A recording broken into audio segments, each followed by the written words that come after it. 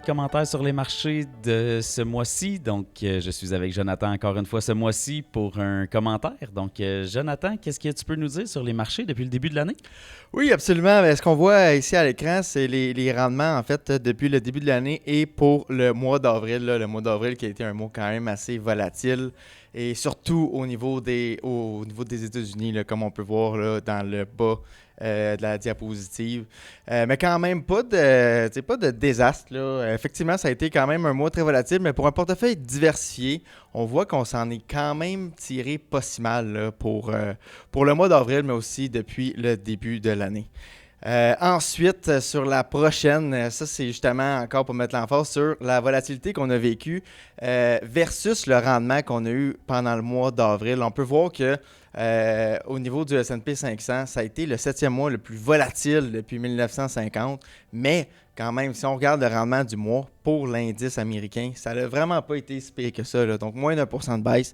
Donc ça a été un début de mois très, très, très fort à la baisse, mais ensuite, on a eu quand même un beau rebond là, vers la fin du mois. Quand on parle de risque, hein, la hausse et la baisse, des fois, c'est pas toujours à la baisse seulement. Le risque aussi, c'est juste la fluctuation. Là. Exactement. Puis, sur cette diapositive-là, c'est justement pour montrer un aperçu là, du mois de mai en date de la semaine passée, au moment où est-ce qu'on tourne la capsule. Donc, on peut voir vraiment... on a eu effectivement une bonne baisse, mais qui a repris. Fait que vraiment une reprise en V là, suite aux quelques jours après l'annonce là, des tarifs du gouvernement américain. On n'aurait pas pensé que ça aurait remonté aussi vite. Non, on ne sait jamais. Puis, justement, on vous le dit souvent, on vous le rappelle souvent, l'importance de rester investi quand que la panique prend, quand que le marché est en forte baisse, parce qu'on ne sait jamais quand est-ce que ça va reprendre. Donc, vraiment, garder son sang-froid puis plutôt travailler de l'autre côté pour saisir les opportunités. Là. Fait que ce qu'on voit à l'écran présentement, c'est l'impact d'avoir manqué une seule journée. Donc, le 9 avril, si on aurait paniqué après les trois grosses journées de baisse qu'on a eues au début du mois, si on a paniqué puis justement qu'on a sorti nos actifs et puis que... dans le fond, le 10, on a décidé de re-rentrer au matin, justement parce qu'on voyait que ça reprenait. Bien, on peut voir vraiment l'impact, là. Donc, quand même, presque 8% de différence là, pour les rendements qui ont suivi par la suite. Là. Donc, toujours rester investi, c'est super important. Quand on s'en attend le moins, les meilleures journées qui nous coûtent cher si on n'est pas investi dans le marché, c'est pour ça qu'il faut rester investi malgré les baisses. Et voilà, manquer seulement les quelques meilleures journées dans une année, ça fait très, très, très, très mal. Ouais. Deuxième petit sujet qu'on voulait jaser avec vous, on voulait parler un petit peu de régime épargne-études. Il y a un sondage à l'été passé, Embark, qui est sorti. 26% des étudiants canadiens ont considéré arrêter leurs études à cause des coûts. 75% des répondants reçoivent de l'aide de leurs parents. J'ai trouvé cette statistique-là très intéressante. Là. 3/4 des étudiants qui ont de l'aide de leurs parents. Et il y en a 64% des répondants qui nous disent ne pas pouvoir faire d'études postsecondaires sans l'aide de leurs parents. Donc, là, on voit que soit l'aide des parents ou de travailler en même temps que les études, c'est très important. Les études sont un gros coût au départ maintenant. Donc, la manière d'aider un enfant, un petit enfant ou des autres générations, c'est avec le régime épargne-études. Ce qu'on a fait, on a fait une petite simulation. On dépose le maximum par enfant dès la naissance, là, donc 2500 par année.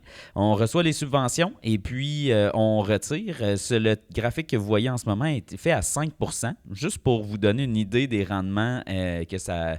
Le rendement n'est pas garant du futur, ce n'est pas garanti, là, c'est juste une projection pour donner une idée des montants que ça pourrait donner si on faisait 5%. Et on serait capable de retirer 98 000 de ce régime d'épargne-études-là. On l'a retiré comme sur 7 ans, là, donc 2 années de cégep, 4 années d'université là, sur 6 ans. Donc, ça permet de voir un petit peu le retrait possible de ce régime épargne-études-là. Et ce qui est intéressant, c'est que justement, c'est seulement 2 500 $ par année qui cumule un montant de presque 100 000 $ pour les études de l'enfant. Donc ça l'aide énormément. Et aussi, ben, quand on parle de risque de portefeuille, ben, des fois, est-ce qu'on est capable, sur un horizon long terme, d'assumer un petit peu plus de risques et d'avoir un rendement supérieur? Des fois, en prenant plus de risques, on dit « Ah, c'est juste 2% de plus. » Ben, 2% de plus, c'est pas grave. Mais l'exemple ici, ben, le régime épargne-études, juste à 2% de plus, c'est quand même 30 000 $ de plus au final dans les mains de l'enfant. Donc, c'est quelque chose qui est quand même à considérer aussi à l'intérieur d'un régime épargne-études, vu qu'on a un horizon quand même un peu plus long terme, surtout quand les enfants sont jeunes. Ouais, sur le long terme, ça n'en prend pas beaucoup chaque année pour faire une très, très, très grosse différence. Encore là, toujours important de respecter son profil. Mais effectivement, là, on peut voir que des fois, s'exposer à plus de risques quand on est capable de le prendre et qu'on peut se le permettre, évidemment, là, ça peut être payant sur le long terme. Ouais, toujours valider avec votre conseiller avant de faire des gestes comme ça. C'est surtout pas une recommandation, mais c'était juste pour faire un exemple du calcul. C'est quoi l'impact là, de 2% sur le régime épargne-études? C'est ça qu'il faut tirer de ça. Merci d'avoir été avec nous pour cette capsule et on se revoit pour la prochaine. Merci tout le monde. Salut.